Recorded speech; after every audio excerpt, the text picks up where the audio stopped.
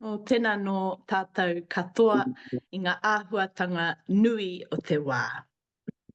He tika me mihi ki ngā mate huhua o te wāhuri noa i te motu haere, haere, haere atu rā. Kia tātou kua mahue nei, nau mai hoki mai, nau mai haere mai, kia nei kaupapa kōrero o ACE Aotearoa. Kia ora, good morning, ata mārie. It's lovely to see you all here. On this Friday morning, there is a lot happening in the world and we acknowledge your presence in your own professional and personal development. Jen, Viv, Tahia here, looking forward to the session ahead. Ara ko tamatea o Mahuru. Kia ora Tahia, mōrena te whānau. I am going to just go through our schedule, our hōtaka for this morning. Tahia has beautifully opened our session and we'll have an opportunity for all of you to introduce yourself in the whakapawaki session. I'll briefly talk about the adult and community education teaching standards, and then we'll have also a very brief recap about our previous session back in July, and that was about ACE and Te Tiriti. We'll then talk about the Māori language petition and being culturally responsive, and some great ideas for you and your teaching with community education learners anywhere around the motu. And we'll have a very brief discussion about being inclusive and equitable. When I say brief, it's because all of these subjects that we're talking about this morning could take a whole day, but we just have restricted to the hour for now. And then if you wouldn't mind leaving a little bit of time to be able to reflect at the end of the session just before we finish at 11:30, and there will be an opportunity for you to give some feedback in breakout rooms, but also feedback to us in an evaluation form. Kia ora. So just a reminder for those of you who perhaps are here for the first time, this is the second part of a 3-part series. So for those of you who were in our Te Tiriti session, no mai hoki mai, for those of you joining us for the first time, kia ora, it's lovely to have your presence. Our whakapuaki acknowledges our presence, but also any energies we're carrying, any āhuatanga o te wā. And I want to acknowledge Hawiti Hakopa, who gifted us this karakia today. It's about Mauri, the vitality of the shared breath, how it awakens us, allows us to stand grounded in who we are and where we're from, and therefore allow that knowledge transference process to be a gentle one and in manaakitanga. So if you'd like to recite the karakia along with me, the words are on screen. Tēnei te Māori ka tū, te Māori ka oho, te Māori ka rewa. Eke panuku, eke tangaroa, ka whakatū tā rewa i te rangi uhi wero ka tau mai te Māori, hara mai te toki. Haumie hui e, tā iki e. So tēnā no tātou, ko tēnei he mokopuna o te Wairarapa, arā ko Ngāti Kahungunu ki Wairarapa, Ngāti Ira, Ngāti Hāmua Rangitāne ngā iwi. He hononga whakapapa hoki tōku ki Ngāti Porou, ki te arawa waka hoki. Ko hurihanga nui te ngua whānau, ko te Tāhia hurihanga nui a hau. My nickname is Tāhia. Most ACE people, colleagues and friends know me as Tāhia or Te Tāhia, and I'm privileged to be part of the ACE whānau. I've been teaching with them for quite some time now as a facilitator and educator, and I also run a company called Reo Rua Limited.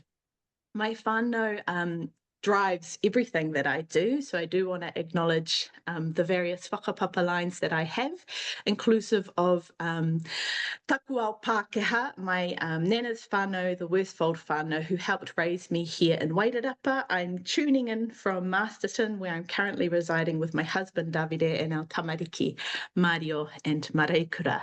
Relevant to today's session, culturally responsive teaching and equity in ACE, I did want to also mention the wonderful background that I had growing up in terms of cultural experiences. So I was one of the 90s babies who had the fortunate experience of being raised by nannies in Kohanga Reo and Kura Kaupapa Māori here in Masterton. So was a bilingual native Reo speaker growing up with my 3 siblings. That bilingualism really pushed me to want and need to know more about other cultures in the world. So I was fortunate in my second to last year of high school to go over to Costa Rica as an exchange student. I was immersed there in Grecia Alajuela for the year, and on my return, I got stuck into some ESOL and EFL teaching, English as a second language and foreign language, and conversing and interacting with multiple cultures and peoples from all around the world who were trying to settle or resettle here in Aotearoa, New Zealand as a new home. What followed, of course, was a personal journey of mine when I met Davide, who is from Italy. And from about 2009 to today, we've been trying to bridge our 2 homes across the northern and southern hemispheres, spending some time in Sicily each year and the rest of our time here in the Te Whanganui Tara region. So absolutely all of those experiences which have made me the parent I am today in a trilingual household have shaped who I am. And that is one of the anchors we want you to think about as we move through the kōrero today. What are those cultural experiences that have helped shape who you are today? So to continue the conversation, I'm going to pass it over to my hoa kia koe Jen. Nā koe tāhia. O kia ora te whānau, ko Jennifer Leia ho. Hei, kai mahi aho ki Ako, Aotearoa, Centre for Tertiary Teaching Excellence, me Adult and Community Education, Aotearoa. I'm based here in Ōtautahi and have lived here for nearly 30 years. My cultural background is coming from a whānau of educators, and both my father and my mother were school teachers and a principal. And part of my background is moving a lot around the motu. So it's a nice connection for me that Tahia is in Masterton, because I too lived in Masterton for some years. I've lived in Hastings, I've lived in Kaiata on the west coast, I've lived in Kaiapoi near here, and Blenheim as well. So I feel like I have a lot of connections with Te Waipounamu, the South Island. And I began my education journey at Christchurch Women's Prison, and I see that Charmaine Tuku-Porphyry is here today. I just want to acknowledge you, Shah, because you've been very much part of my journey there when I started as a very young and inexperienced educator of people in prison and Te Reo Māori, learning and understanding Te Reo Māori. In the late 80s, that was. So before you were born, Tahia. Shah took classes in Te Ātārangi, so some of you may know of that method of teaching, and with the women in prison. And occasionally I got to join those classes as well, which was lovely to learn alongside the learners at that time with the Shah. So that began my cultural journey, and learning a lot then about bicultural practice. So throughout the 90s, I had that opportunity, and from there went to Christchurch College of Education, where I shared a lot of the learning that had learned from Shah, but also from a number of women in prison. And sadly, as many of you know, there is a high percentage of Māori women in prison. From there, I taught on the Certificate of Adult Teaching and Diploma of Adult Teaching and Learning, and then merged with the University of Canterbury and continued that teaching and did some bridging teaching there around teaching again, how to teach adults. And then after that moved to Ara and did similar work there. And for the last 6 years, I've been based with Ako Aotearoa at the University of Canterbury. My heart has always been with adult and community education throughout that journey because they have been the connecting point for me, particularly working in an environment that didn't focus on education like a prison. So that's a little bit about my background. I live here with my husband, John. Yes, we're empty nesters now. Both our children are in their mid-20s. Jack lives here in Ōtautahi and Millie lives in Whanganui-a-Tara. So we have a dog and 2 cats that drive us nuts. But See on anyway, no, camera. carry on. We might be seeing them throughout the session. Tēnā koe, Jen.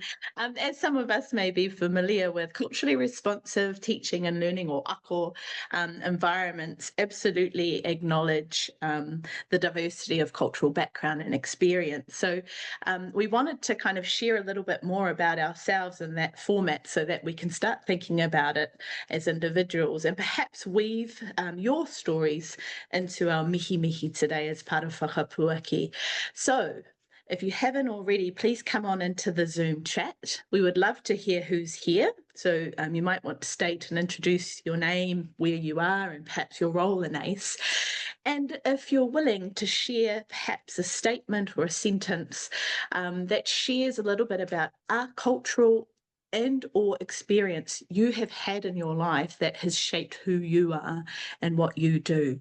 Jen and I will be quiet for a little bit. We'll turn our cameras off so that we can go in and engage with you in that chat, and then we'll come back into the big session and continue our presentation. Tēnā koutou, see you soon. That's great. All right. So I neglected to say that I'm the ACE Teaching Standards not manager, what am I? Advisor, sorry, advisor. And so a lot of the work that I do is based on uplifting, sharing, promoting the ACE Teaching Standards. And some of you I know will have heard of the Successfully Teaching Adults workshop, which I run with Tai from ACE Aotearoa. One of the key things that we highlight in that workshop and within the standards are the use of being able to make use of the ACE teaching standards to remind us about what makes a good tutor. And so there are 17 indicators there that help us. And certainly for me, reading through those, it reminds me of all the positive things that I need to consider when I'm teaching. They're based on 3 key values and 1 guiding principle. You'll see those words there on the slide. But you can also go to the ACE Aotearoa website and find out more about that too, or message myself or Tahia later.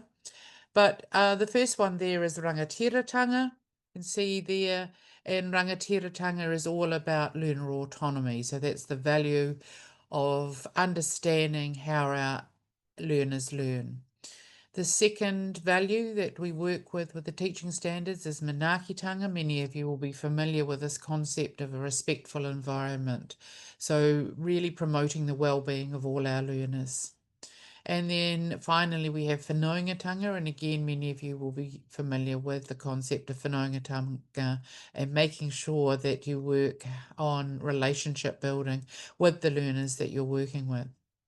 You'll notice that we also have the guiding principle of ako there. And again, I'm sure a number of you are familiar with the term ako. So that's the idea of learning as a tutor, as a kaiako, which is interchangeable with the learning from the learner, the tauira. So when I teach, I learn, and I know that. So I'm learning from my learners, but also when they learn, they're also teaching me as well. So the term ako means teaching and learning. So our indicator that guides this particular session today is based on knowledge. And you can see there it's number 5, design and plan the best learning program, and 5.2, forming strong relationships with hapu to ensure equity and cultural responsiveness in teaching. So we're really fleshing out what that newest teaching standard looks like. Kia ora.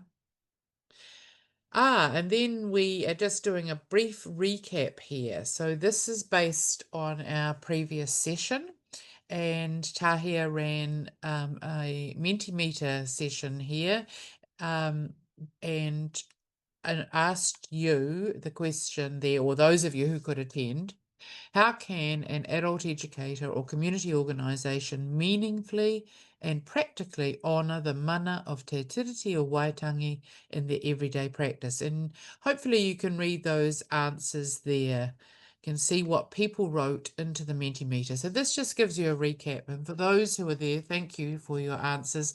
Those who weren't there, feel free to have a look at these, and you'll get these in the slides as well that will be sent to you. But you can see there that people talk clearly about establishing relationships with local hapu and iwi, some ideas there about, finding out who my local kaumatua are, learning about the history of the place I live and work in. So that was lovely to get ideas from you there. I think we have a second page as well. We're also talking about policies there, what policies we already have that are lacking reference to te tiriti and te tangata whenua.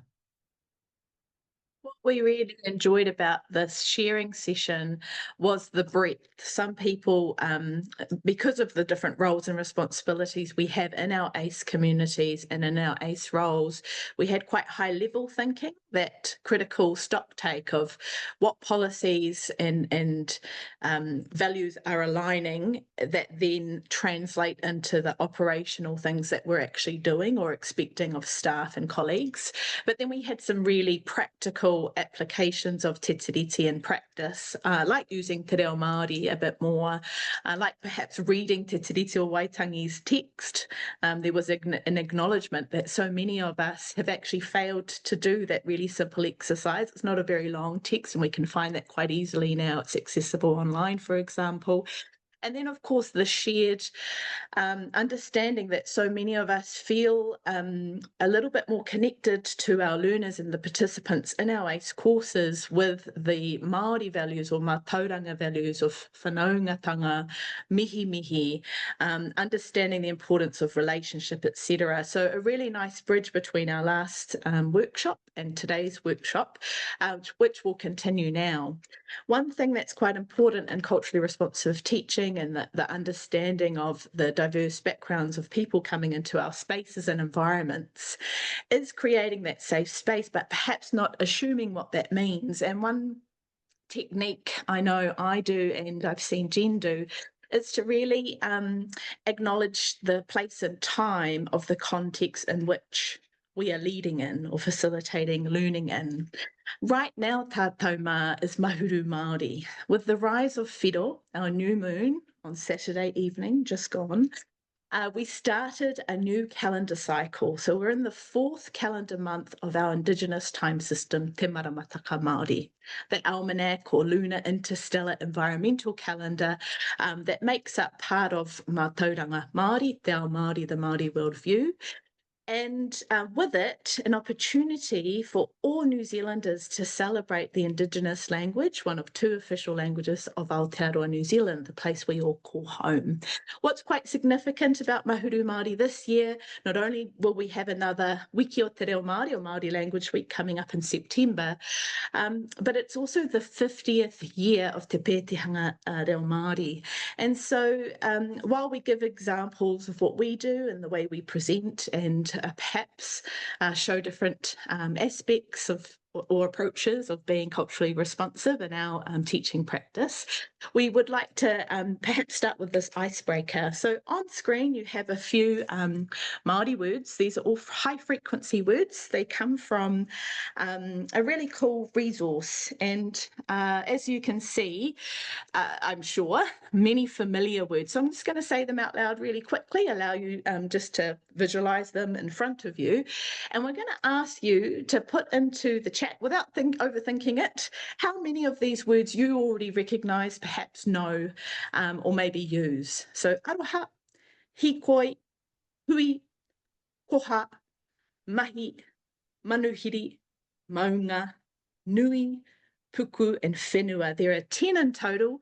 I'd like to invite you to come on into the chat and perhaps share the number of Māori words on screen that you already know. Let's celebrate te reo Māori, but more than that, let's celebrate our own knowledge and the way in which we're weaving many of our knowledge systems together in the work that we do. Tēnā koe, Paula. Oh, we've got lots of high numbers here, 8, 6, 10, 7, 10. Jen, I'm already really impressed. Wow, that is cool. It may not be surprising to some of us, but most of these words have already made their way into the Oxford English Dictionary. So these are common Māori words that we use commonly, even in English, even in our everyday society and interactions. All of them, tēnā koe tina, ala mai says 5. So a really lovely array, and perhaps something that we can all celebrate this mahuru Māori. I'll pass it back over to you, Jen, but we're going to now share some ideas about how we perhaps do this in our daily lives. And then after this, we're going to invite you to share your own ways of being and doing in some breakout sessions. Kia koe, Jen, mo o tauira. Tēnā koe tahia, thank you. And I think one of the things that I'm really conscious of is that a lot of these ideas, many of you I can see and recognize in the chat, will be using these ideas already, but I hope that you feel affirmed in your practice from being here today, because it's always good just to think, oh yeah, I'm on the right track.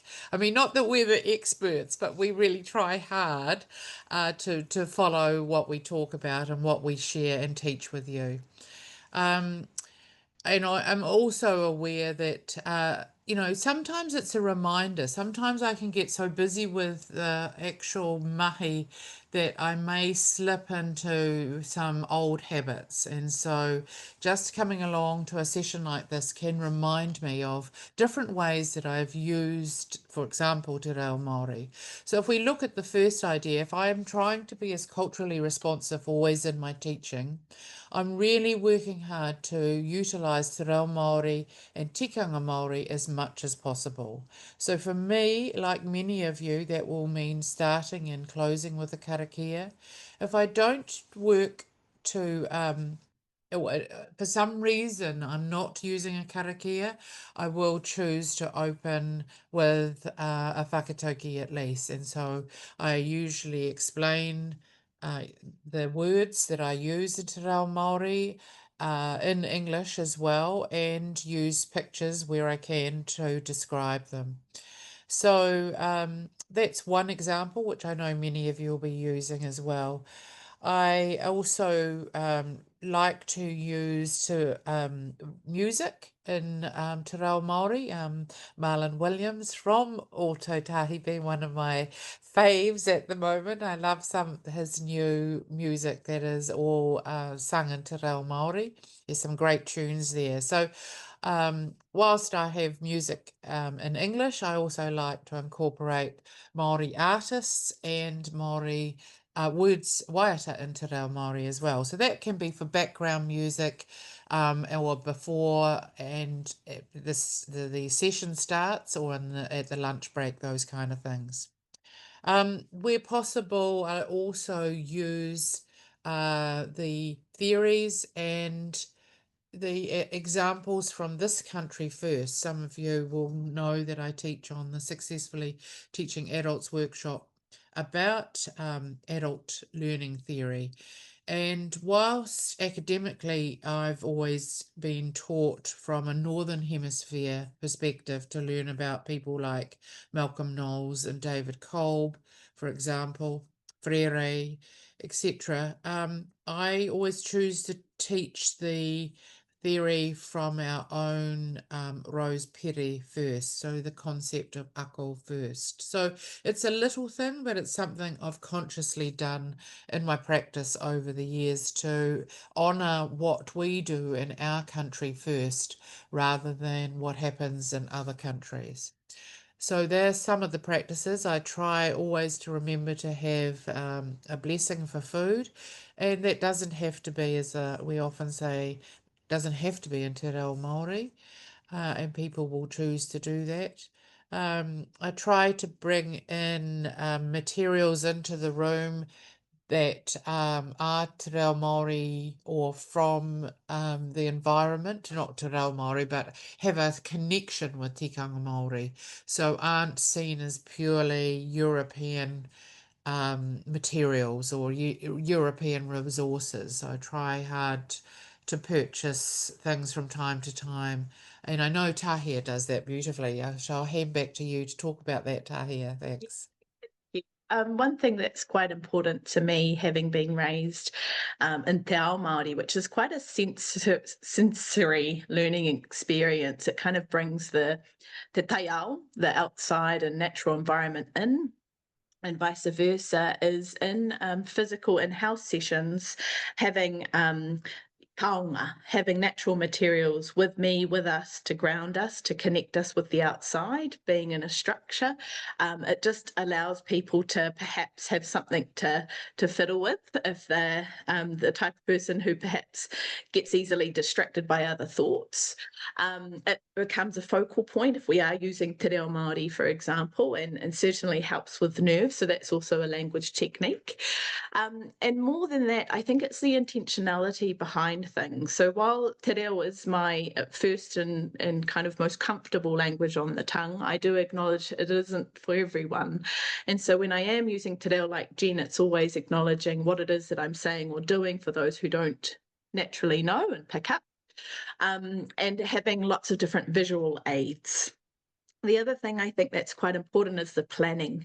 Not always do I have the time to build a really close rapport, and that's been made more challenging with an online learning environment and sometimes restricted by time.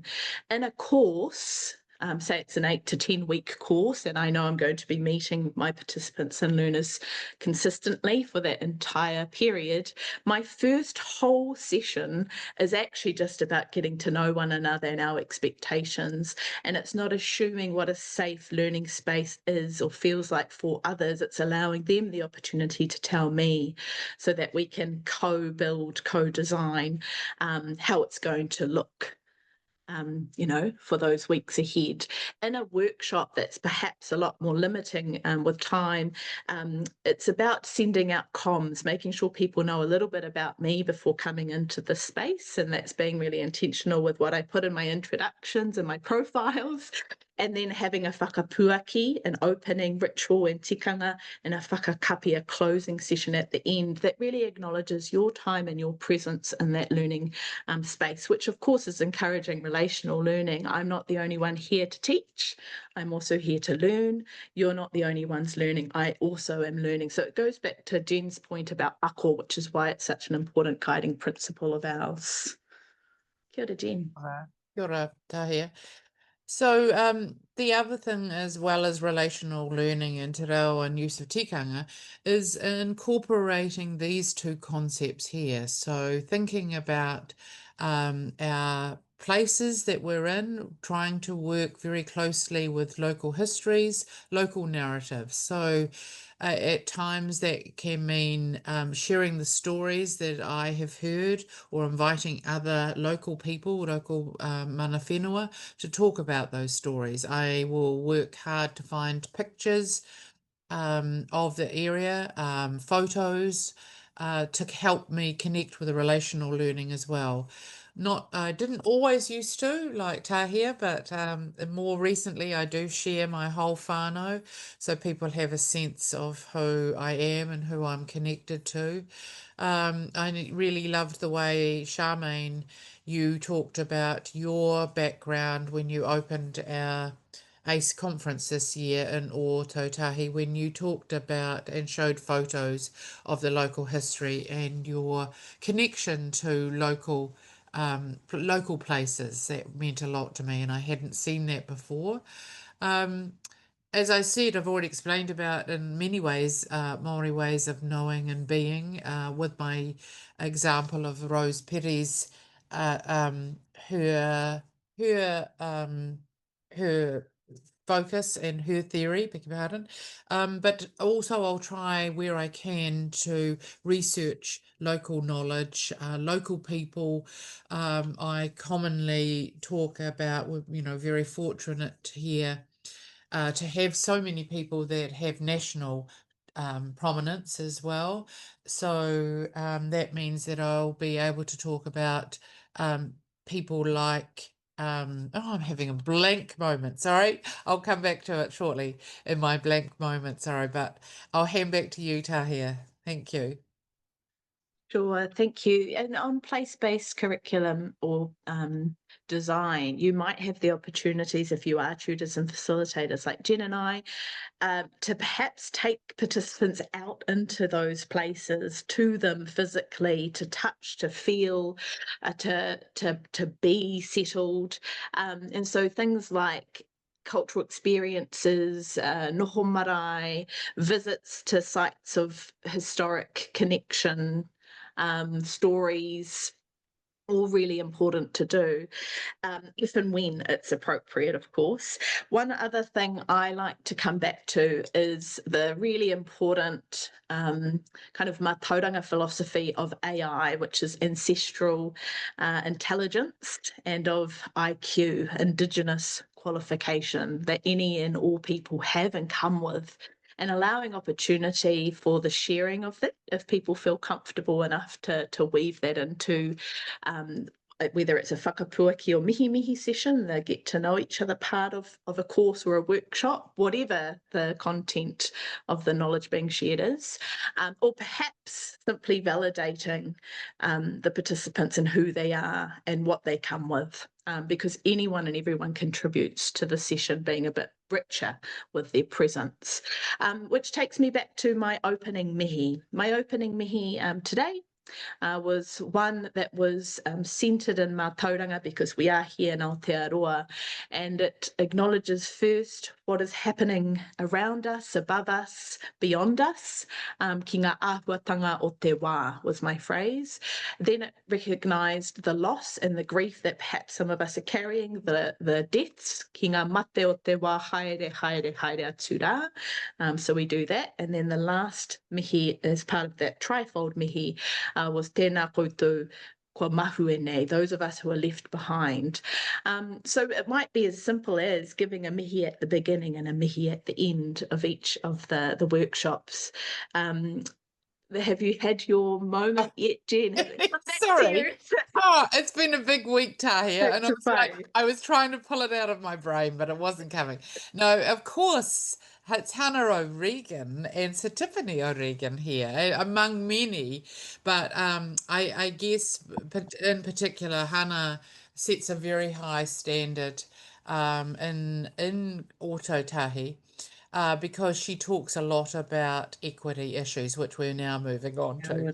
So thank you for your patience as I try and drag names out of my old head. Anyway, let's carry on. Thank you. So we want to invite you too shortly to share your ideas and what you do, because I know you'll have lots of wonderful ideas. I was just thinking about the fact when I divide groups, it's easy just to go, group 1, 2, and 3, but actually, I use obviously words in Te Reo Māori, and I love the way, Tahia, you talk about, I often say, oh, you've got 5 minutes to do this exercise, but you use it in Te Reo Māori, don't you? And one thing you recently taught me was about where the thumbs up exercise. Do you mind just sharing that one? Because I think it's such a cool exercise for people to get a sense of feedback too. Kia ora, thank you. So it was in a session about gaining in the moment how people were feeling with the pace of the workshop and with some of the content being shared. We have tino pai, which is the intensifier from pai. So everything's all good, fine. Tino pai, really good. Then we've got āhua pai and kaori te pai. So tino pai, really good. Pai, good. Āhua pai, so-so. Kāori te pai. And Jen actually led it, which was really beautiful to see. And people kind of, really quickly could just show with their hands physically how everything was going for them. Great. Thanks for that, Thank Jen. Oh, no, thank you. It's lovely learning from you. And I love that simple way of getting a sense of feedback. How is the session going?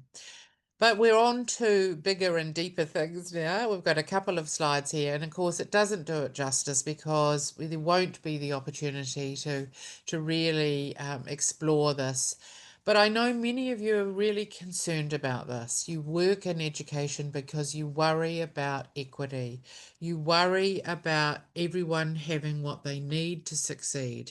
And I just want to thank you for the way that you do that.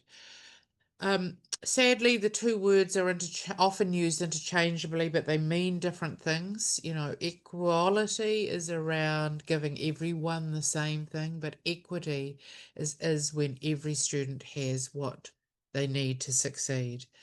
And that's what we really focused on in adult and community education, that people get those resources, they get the opportunities, they get the support they need for them individually so that everyone has a fair chance of success. And I particularly like this graphic that Tahir introduced to me. The previous one you will have seen, I'm sure commonly it's used, but this one I thought shows a different aspect, and I found it has been really useful. Were you happy to talk more about this, Tahir? This was part of the same series that Jen and I co-facilitated last year when we were trying to find imagery that really captured the difference. Because you're right, Jen, unfortunately, these two words are often interchanged. And as you can see from the graphic, quite different. I was recently in a session with a facilitator who had trained under Hannah O'Regan, and she spoke about trying another analogy, which was perhaps a house on your street burning, and people arriving with the tools needed to put the fire out, the tools being, of course, fire hoses and people power. And the difference between equality and equity was described as, if it was about equality, everyone on the street would be given fire hoses to put fire out at their houses, even if only one of the houses was actually burning and had fire. Equity was the ability not only to distribute as many fire hoses as needed, but it was the encouragement that everyone on the street would come together cohesively to put the fire out for this one whānau. So the one aspect I think that is perhaps missing from the image, it's a really hard thing to actually bring to life, is the wraparound support that also sits in a layered piece behind these participants or students being shared. And that's, the planning that has to go into knowing who's coming, knowing what their learning needs are, and perhaps the assessment part of that. We don't always have the opportunity to do that before actually meeting people. So one of the qualities and skills we want to try and help develop at ACE is the understanding that that relational learning that we've been talking about is about communication. And strong communication and rapport with our participants really quickly allows us as facilitators to recognise if and when additional support is needed, like interpreters for those who need them when they're in our sessions, like extra technology for those who need them, perhaps because they can't, reach the whiteboard, et cetera, et cetera. And so I really liked this one because it did kind of show that each individual student has different needs and they're being supported appropriately. Yeah, it is lovely. Thanks.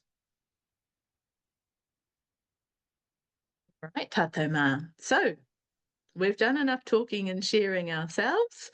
We would love to know what it is that you are already doing successfully or perhaps effectively in your own ACE environments, in your own and respective roles and responsibilities. So we're going to ask you now to break off into smaller groups, and Viv is just doing that in the background.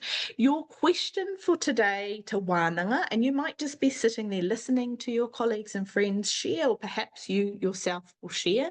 What do you do to create an inclusive and equitable learning environment? Bearing in mind, we have shared some ideas about the planning and the kind of higher level stuff that goes on in the background. We've also shared some practically applied examples of what Jen and I do in a session as educators and facilitators. So we're going to have an array of sharing happen.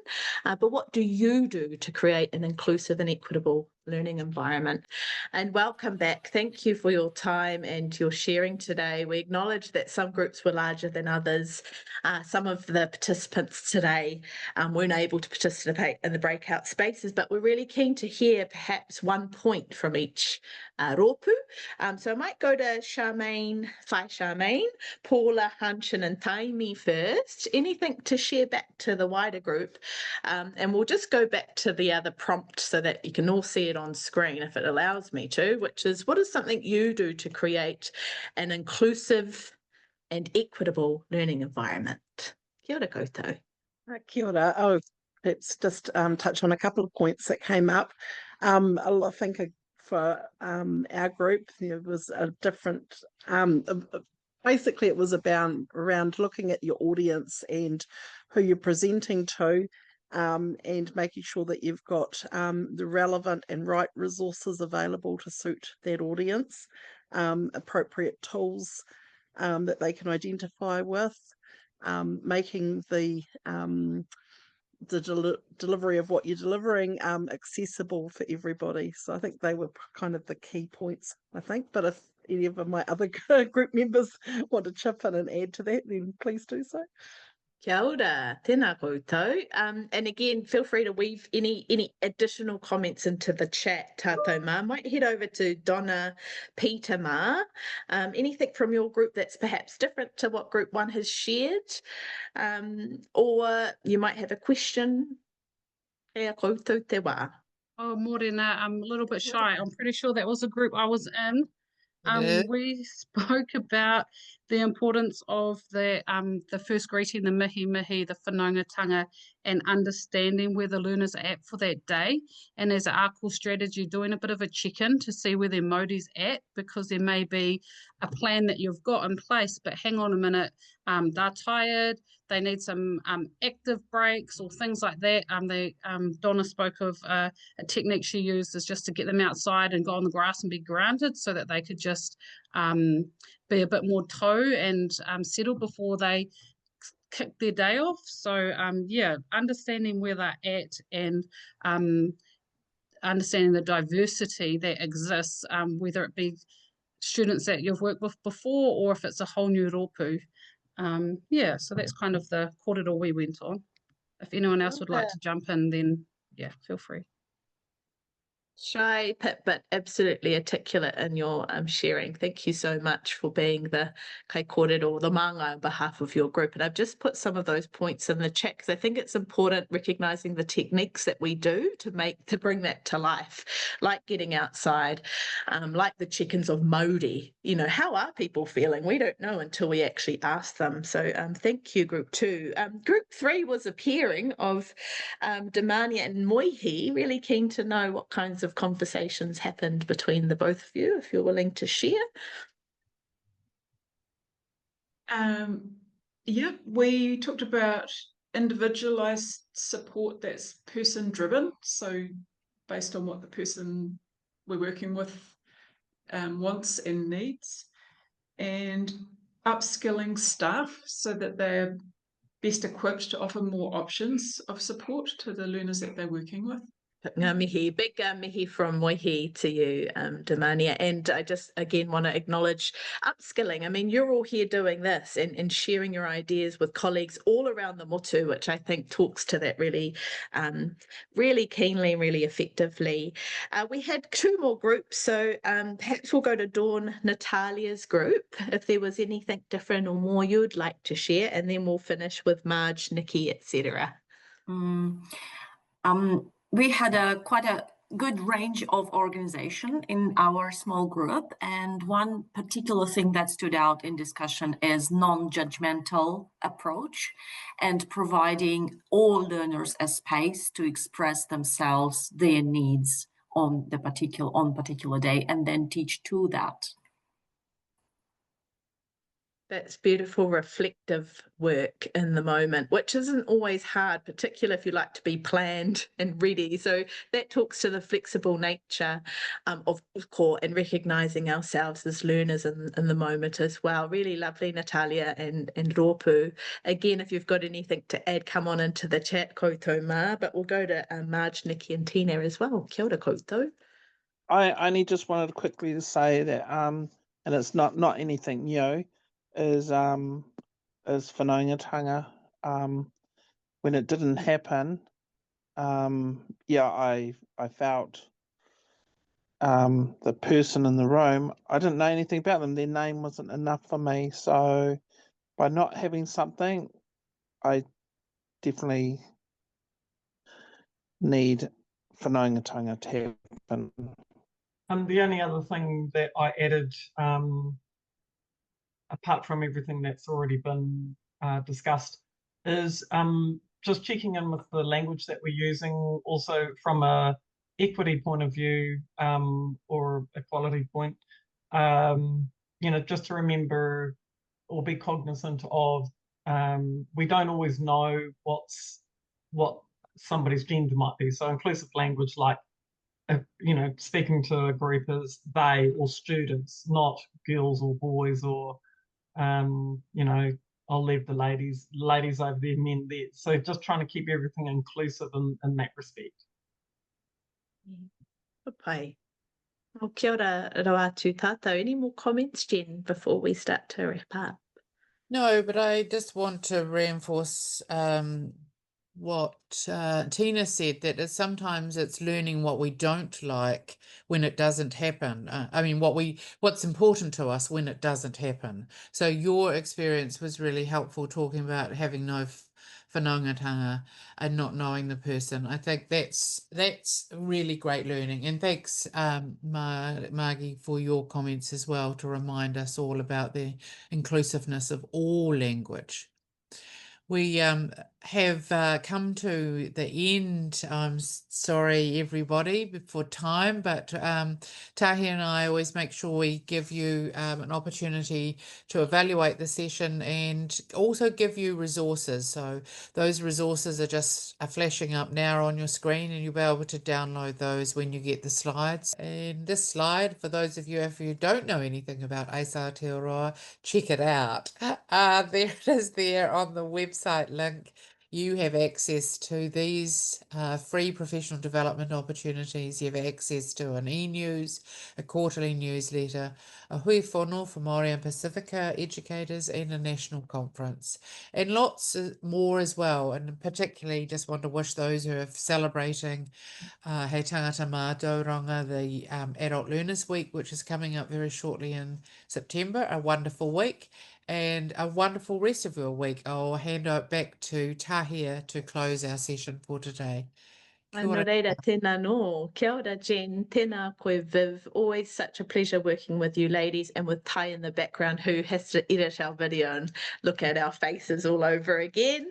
Really lovely hearing your thoughts, everybody. Thank you again, and we hope to see you in our next and final workshop of the series. You'll see the date come up on screen after this, but for now, we close off the sacredness of the kōrero so that we can freely leave and perhaps transfer some of the ideas that have been shared today. Ka whakairia te tapu kia wātea ai te ara, kia turu ki whakataha ai, kia turu ki whakataha ai, haumie hui e, Hi. ki e.